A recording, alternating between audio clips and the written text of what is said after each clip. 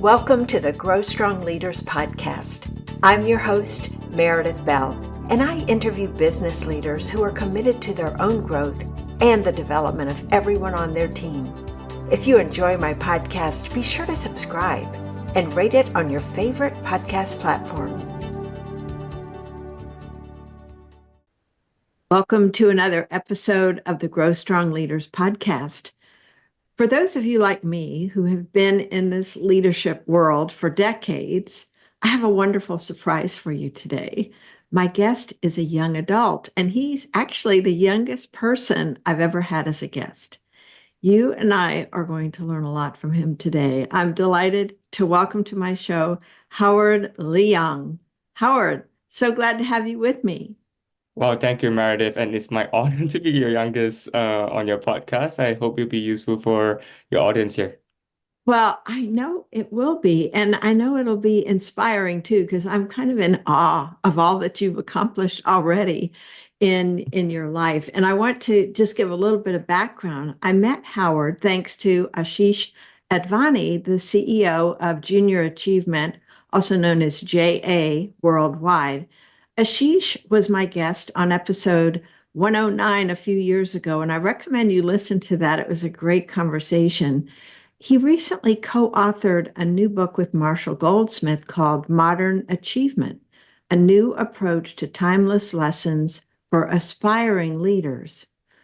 I reached out to congratulate Asheesh and asked him how I could help, and he recommended Howard as a guest because Howard's story is featured in the book, and he's a wonderful example of this new approach.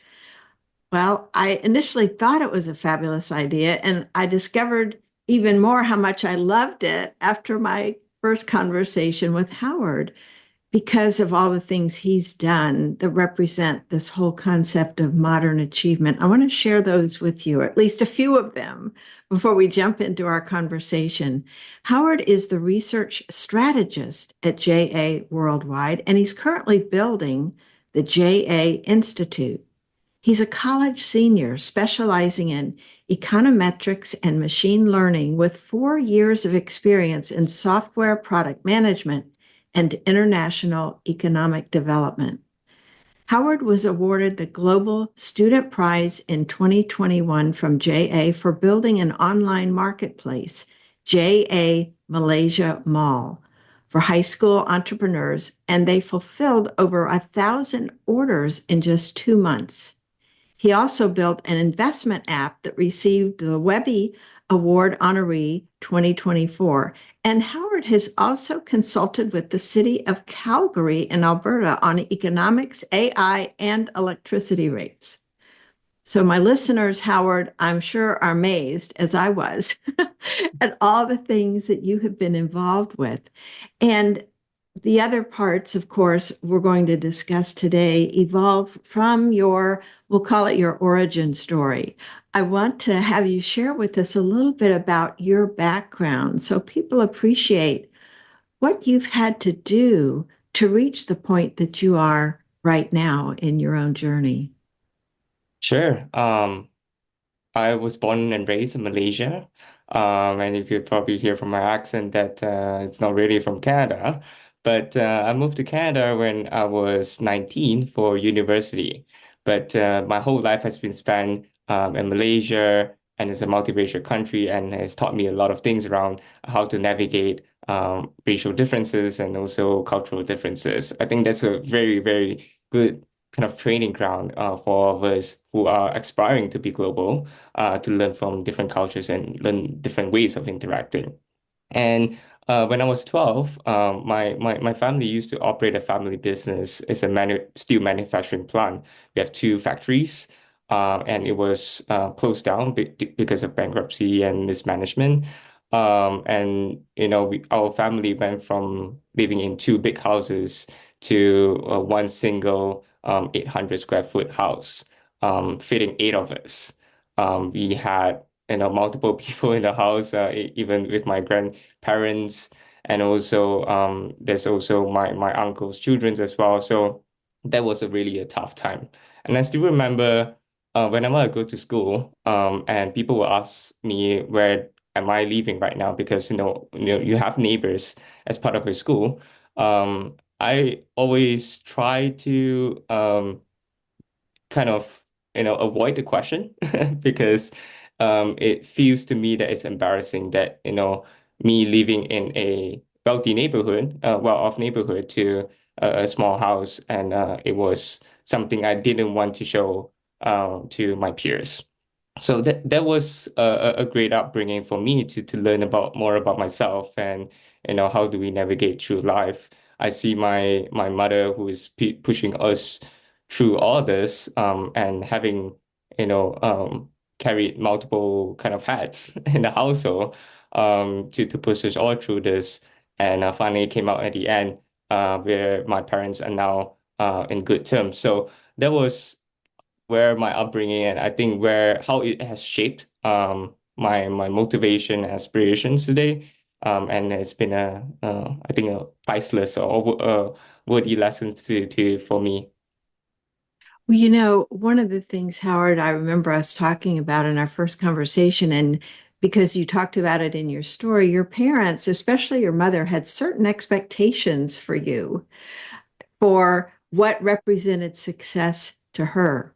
And for you, it's been a real personal exploration to kind of buck the system and give yourself permission to explore other avenues that didn't necessarily fit the mold.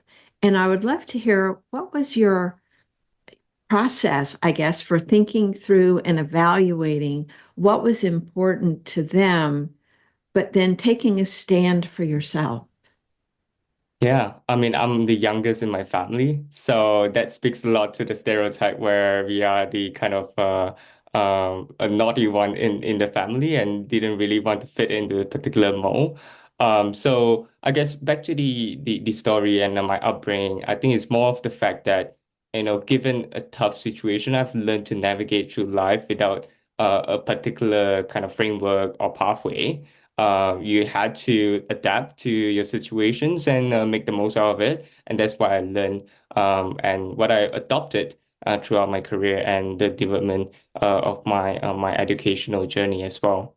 So I know you recommended Steve Chandler in our first call, looking into limiting beliefs and also the perception that you couldn't make it or even fitting into a particular title or a persona.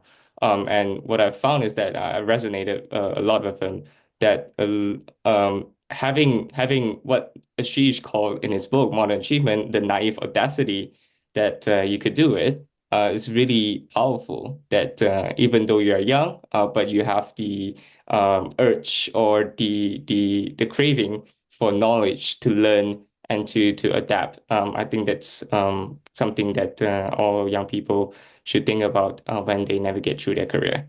Mm-hmm. Yeah. In fact, I wanted to ask you about the title of that book, Modern Achievement. And, if you could talk about what was the impetus behind naming it that. And I know it's geared to the aspiring leader in the workplace or in general, perhaps an aspiring entrepreneur, but the younger people to help them accelerate their learning, I guess, and maybe avoid some of the challenges or obstacles so that they go in with their eyes wide open. From your perspective, what did that modern achievement title mean, and how would you say your own journey has been an example of that? Yeah, let me give you two set of answers. One is Ashish's vision, the genesis and impetus for writing this book, and the other one, from participating in this book, what I've learned from the process itself. So, from Ashish's point of view, he has been the CEO of J Worldwide for 10 years, almost 10 years now, and he has been traveling to all these places to meet youth and aspiring leaders. And part of this book is to give back to JA as well with Marshall Goldsmith. So you have the wisdom from Marshall Goldsmith for being a leadership coach for all the top business leaders in the world. And you also have Ashish, who has interacted with me, I think thousands and tens of thousands of students and see, the patterns in aspiring leaders. So, and he cited this data point in his book from World Economic Forum. If you believe in the data that on average, young people like myself would have at least 20 jobs and 7 careers throughout your lifetime. There's so much change that you really need a different kind of framework to goal attainment and also achievement. So that's why there is the title Modern Achievement. And he uses this framework that we adopt from JA Worldwide, for JA Worldwide as well. It's a fixed, flexible, and freestyle model. So there's 3 sections in the book. The fixed part is where it's like wisdom that stand the test of time. And you have flexible, which depends on the time and place. And freestyle is about innovating yourself. It's about creating your version of success. Now, and I love this illustration by Aisha herself, which is also an author in that book. And she has this illustration with fixed, flexible, and freestyle elements where the fix is a box, so it is not malleable, and also is very fixed in terms of what you could do with it. And on top of it is a cone. So it's much more smoother, and you could make changes to it. And on top of it is a ball, so you can make a lot of changes to that ball. So that represents the fixed element, the flexible element, and the freestyle element. And I think that was amazing because what it ultimately creates is a chess piece. So you're thinking about, how do you use all 3 elements, embody all these 3 elements to navigate through life, and career. And for my own definition of what I think modern achievement is about naive audacity and also the belief that you could achieve something and create something out of thin air, or see abundance within scarcity. I think that's the definition of modern achievement, where you're not limited by a particular a pathway, but you could create a pathway where eventually you also leave some footsteps for other people to walk to. Mhm. And to me, that's just so beautifully aligned with the whole purpose of my podcast, the Grow Strong Leaders idea. One of the core elements is leaders who are interested in their own growth and development.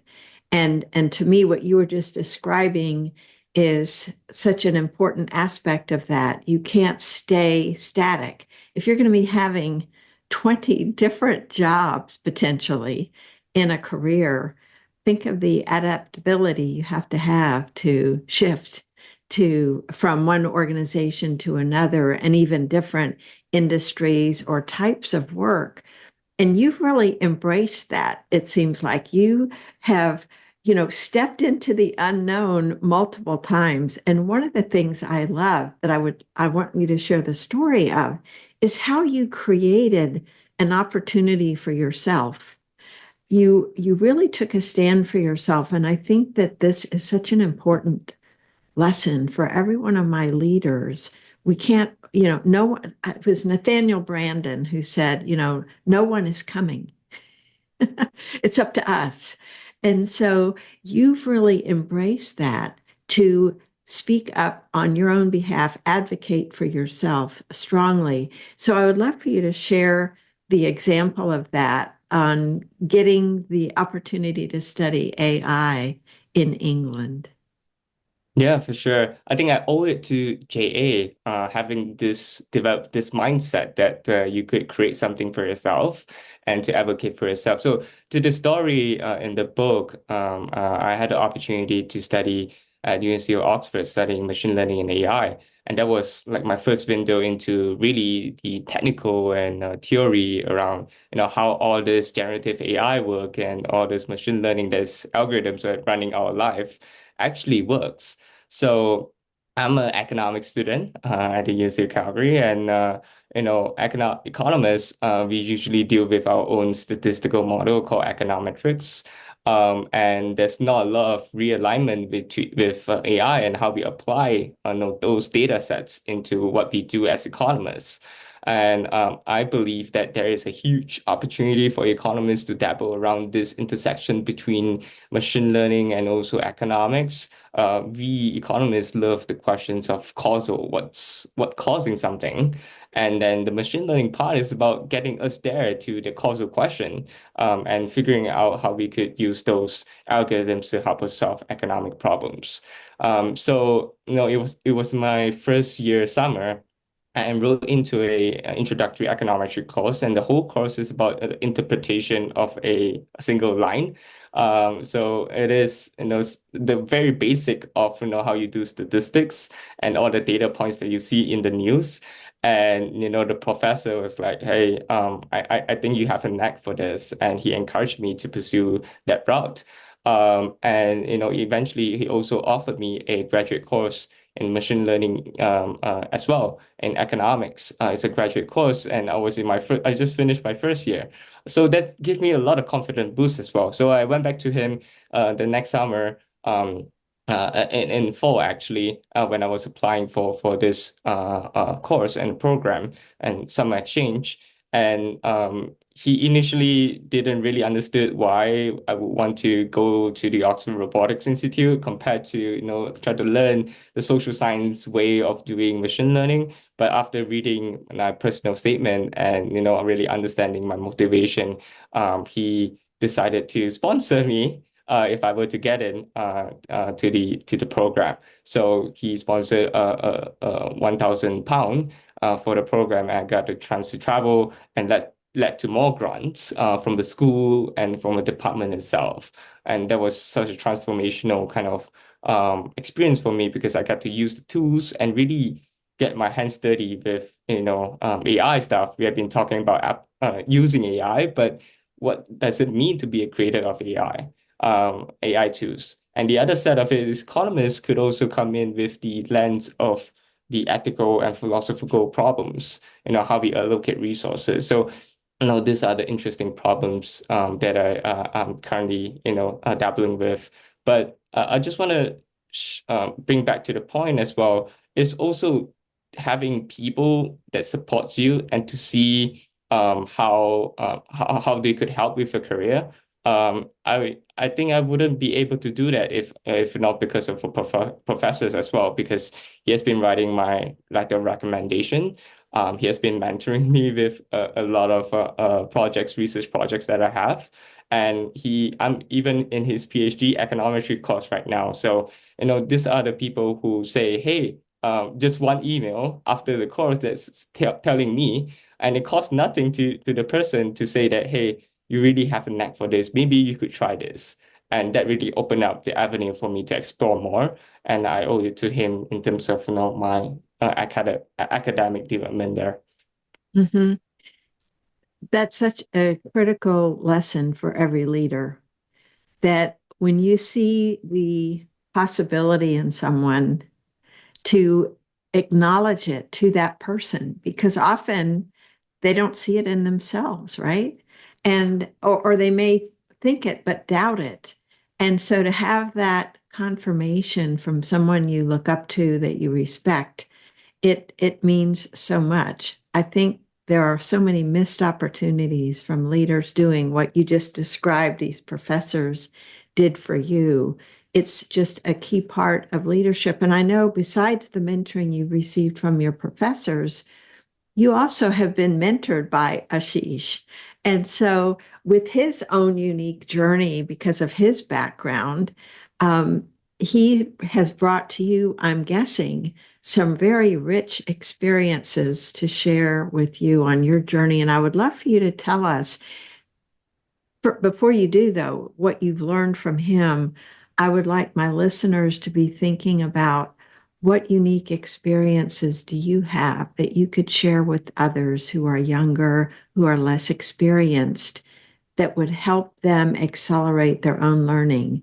So have that framework as you listen to Howard describe, what has he learned? What have you learned, Howard, from Asheesh?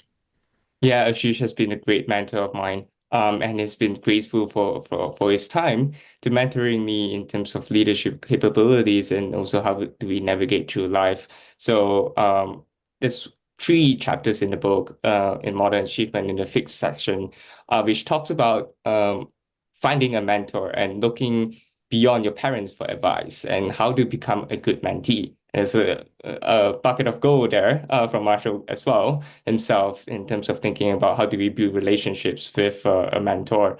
But I would say Ashish has been amazing in terms of because I met him for the first time in person at our global leadership conference in Bangkok, Thailand. And I was just at the reception, and he approached me, and because we have been pseudo talking online, I've been presenting at various meetings, but not necessarily having a one-on-one conversation with him. So he approached me, asking me, my goals and what my aspirations are, and offered his story as well in terms of him studying at UC Oxford as well. So it's a full circle moment that I was able to experience that too. And he was talking about a career in consulting. So, and since on day one at the reception table, we had this, I think, about 20 minutes conversation about where I want to go and what are my goals. And I think the striking fact is that he didn't stop there. The second day morning, I was at the breakfast area, sitting alone, waiting for a couple of folks to come, and he was there early as well. So he joined me at the same table. So that was really something, because he could have gone to other tables, but he chose mine and having a one-on-one conversation, sharing his story about how he has written some academic papers in economics as well, and also how his relation with Malaysia as well, because his mother actually immigrated to Malaysia for a bit before to immigrating to Canada. So there's I think, the personal connection there, and he was telling me stories upon stories about his career and also some advice that he has for me. And I, have to soak it all in. I think that's how you become a good mentee, is to really listen carefully about the motivation behind sharing their story. And I usually would send him appreciation notes and also reflections from our conversations. And throughout the conference itself, he has also been really supportive. Introducing me to people that I might not know, from McKinsey partners, to being a good supporter when I was speaking on stage around AI and education as well. So having multiple conversations after that, having one-on-one sessions, he's really the one who is pushing me to think more. And what I liked about him is that he asks really good questions. Mm. He doesn't really tell you where to go, but ask good questions such that you would ponder on that question or simmer on the question and find your own path. And that really challenged, my thinking around what is possible. So I'm currently with J Worldwide right now, building the JA Institute. I haven't even graduated with an undergraduate degree, and I'm building something that a PhD would would do. So I think this is the kind of experiences that you can't get elsewhere without JA, and also the JA environment where you are expected to become very resourceful, and also think of yourself as an entrepreneur within the organization as well, and finding innovative ways to do things. So we have been working on that, and there's a lot of career development and also graduate school things that I always rely on him on. And I love going to him because he always asks the good questions. Mm. That really is so true. A good mentor or coach is skilled at asking questions that require you to think for yourself. They don't provide answers. And of course, Asheesh had a wonderful mentor in Marshall Goldsmith. So he's paying it forward, with working with you. And I just love that. And the good questions, I can't emphasize that enough, how important those are. I would love for you to share a little bit more about the JA Institute. You're building that. Tell us what that is. Yeah, so historically, J Worldwide has been investing a lot of in terms of research and also innovating a lot of educational technology for the benefits of students. So how do we combine all of these elements such that you could create a larger movement within the whole organization, such that you are more evidence-based in terms of decision making? That's one side of things, and the other side of things is build entrepreneurial culture. So we teach, JA teaches, Junior Achievement teaches entrepreneurship to kids. Why not be entrepreneurs ourselves and find new innovative ways to become, to build educational technology?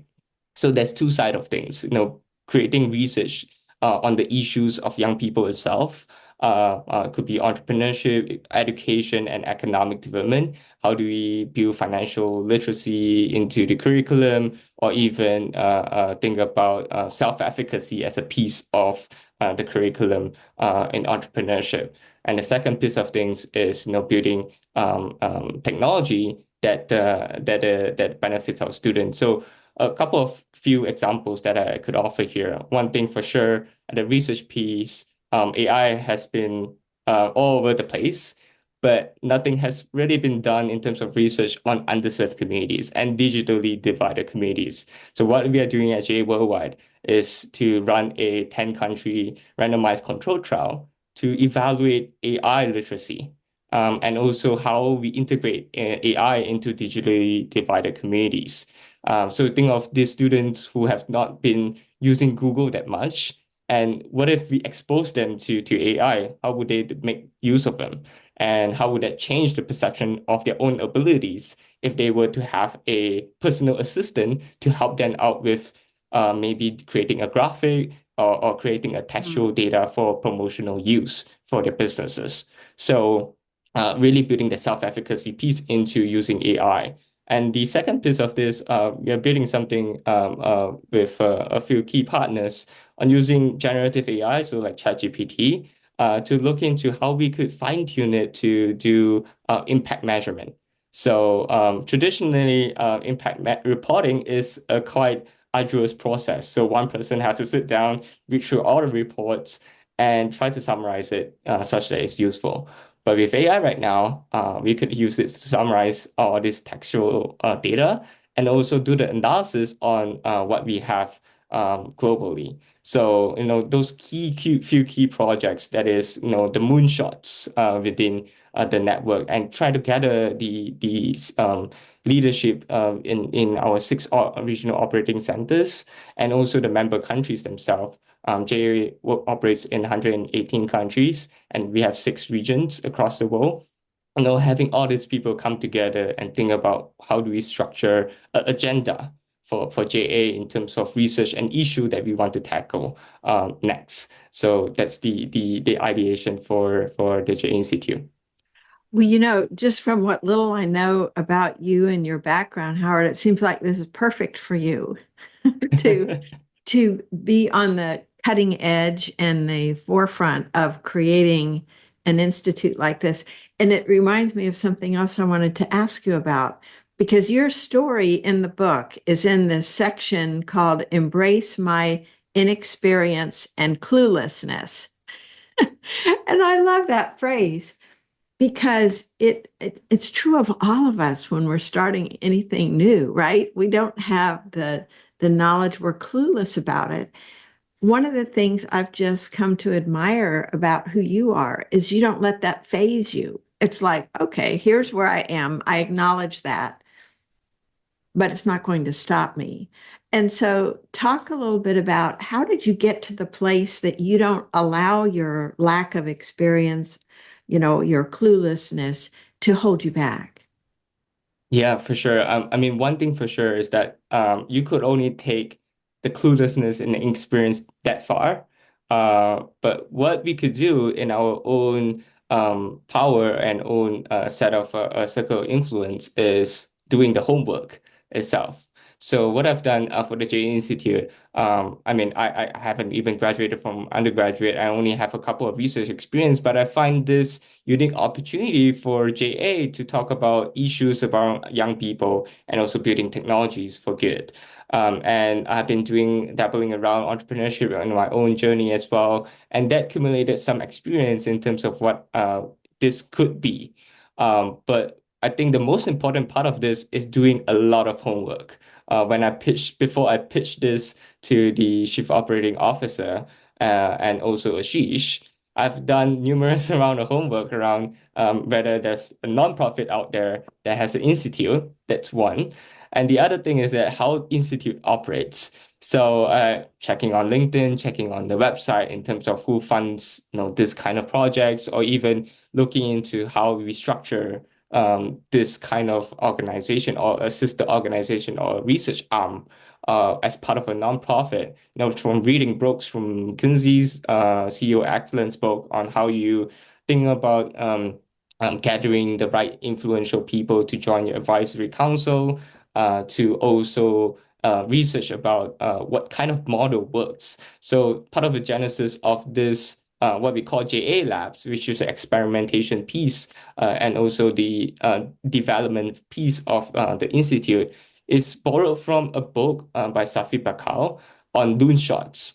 So I've been using loonshots, and what he is showing in the book is, building a culture where you are trying to manage the transfer between the innovators, the artists, and also the project managers who could get things done and execute. So it's a very important kind of management between those two group of people.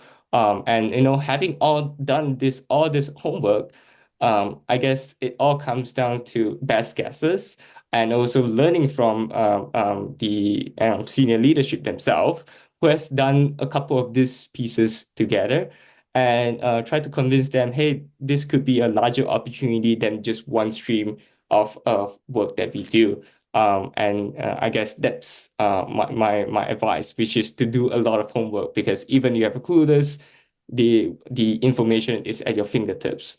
And what you could do is listen to the podcasts to people who have done it before, to look into case studies in terms of how to best approach this. There's so many resources available now. The word that was popping into my head as I was listening to you describe what you did, Howard, is initiative. I think that's one of the things that any employer, any leader values in someone on their team is seeing possibilities, seeing something that could be done, and not just offering some wild idea, but doing the research as you did, as you said, doing the homework to explore what's been done, what's possible, and lay out a logical, clear description of what you're recommending, not just an idea that has no legs. So I love that you added that.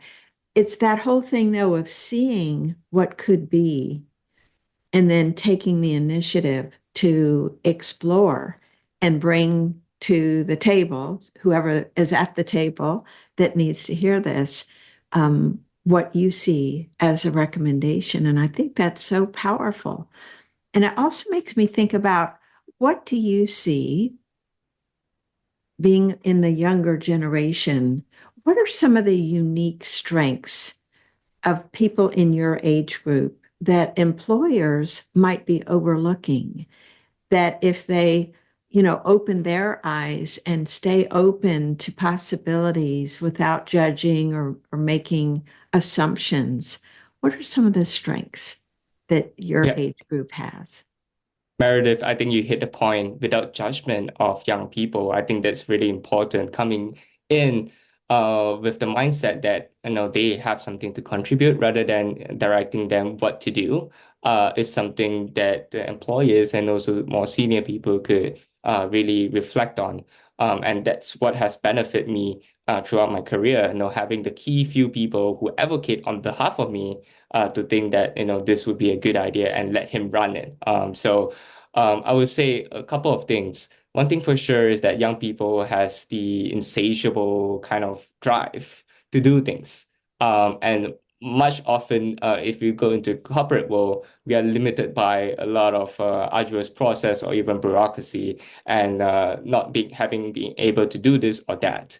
What so I have two advice, one for the young person. I experienced this myself as well in my career where you are being told to do something rather than initiating yourself.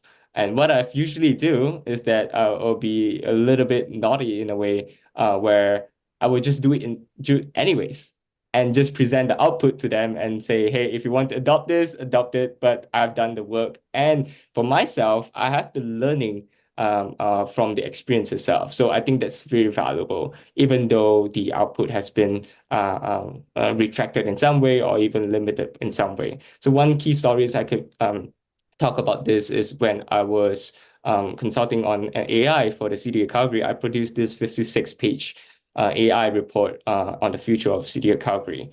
And the whole report is about academically what we know about technological change on society, and also looking into the data sets and also the data that we have for Calgary and the economy for Calgary. And we thought the whole team thought was a great publication. I authored it even though I'm a summer student and was just in my junior year. And once we publish it, 6 hours later, the union actually complained to the city of Calgary that they are claiming that we are taking away their jobs, even though there's nothing that has been said in the report itself that we are reducing headcounts because of AI and because of efficiency.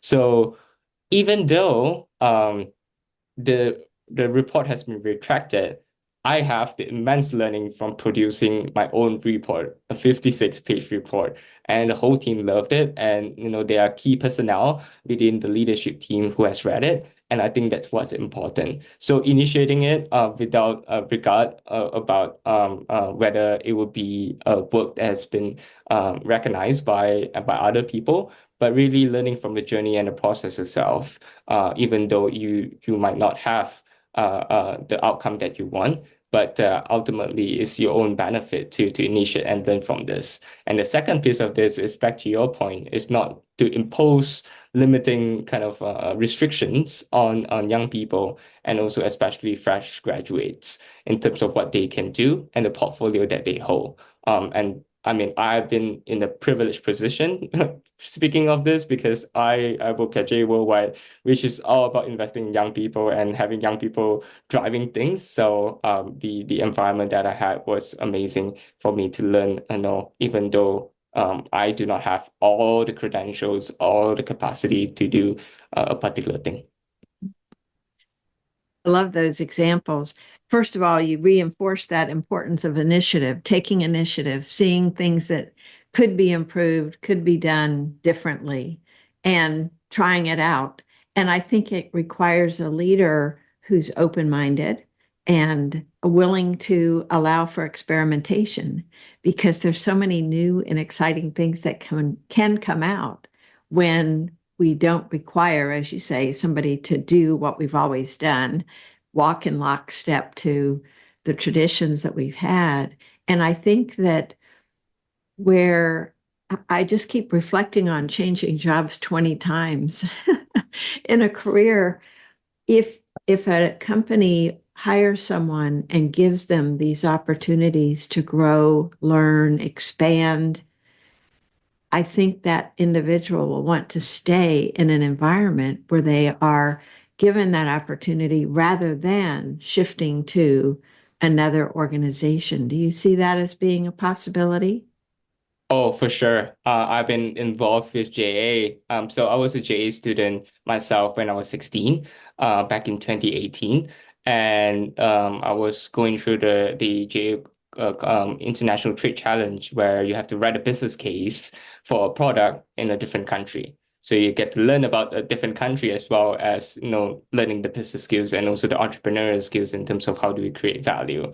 And the from following the program, I was at the dinner table in the gala dinner, and the executive director of J Malaysia was there, and I just raised whether I could work there or intern there for a month. So we have a month holiday in Malaysia. It's in December, and I just wanted to have experience of working life. And I know that JA is quite huge, and to get the intellectual experience would be great. So she gracefully took me in. and just threw projects on me, and I got to work on a lot of cool stuff. And after graduating from high school, I got back to JA Malaysia as well, doing that for 9 months, and evolving the role, building the JA Malaysia more that we talked about, also digitizing some of the programs that we have. It was during the pandemic in 2020 that it was at a critical point that I published this website such that students could still learn e-commerce and also selling online. So we fulfilled 1,000 orders, more than 1,000 orders in 2 months, and that was a feat on its own. It was a lot of experience. I didn't know. I didn't have any software engineering background when I was building that. I didn't know about e-commerce and how do we operate an e-commerce site before doing that. But having the belief and also the trust from Mishanti, which is executive director of JM Malaysia, put on me is having the sense that I'm able to do it. And I'm off into a JA Asia Pacific role. So from JA Malaysia, I went to JA Asia Pacific as the regional alumni lead, leading the alumni development. And then after 6 months, I joined JA Worldwide as a global alumni ambassador. And then, I'm off into a role. I worked there for 2 or 3 years as a part-time student. And in May this year, I was thinking about, I have all these research skills and also entrepreneurial skills in terms of technology and machine learning and AI. How do I contribute more to JA? So, I talked to our chief people officer and also our director in terms of how we could morph this role, the global alumni ambassador role, to a different role. And that's where my journey has come upon to this day. It's been 4.5 years with JA, and I've been doing this part-time for JA, and it's been amazing for me. Mm.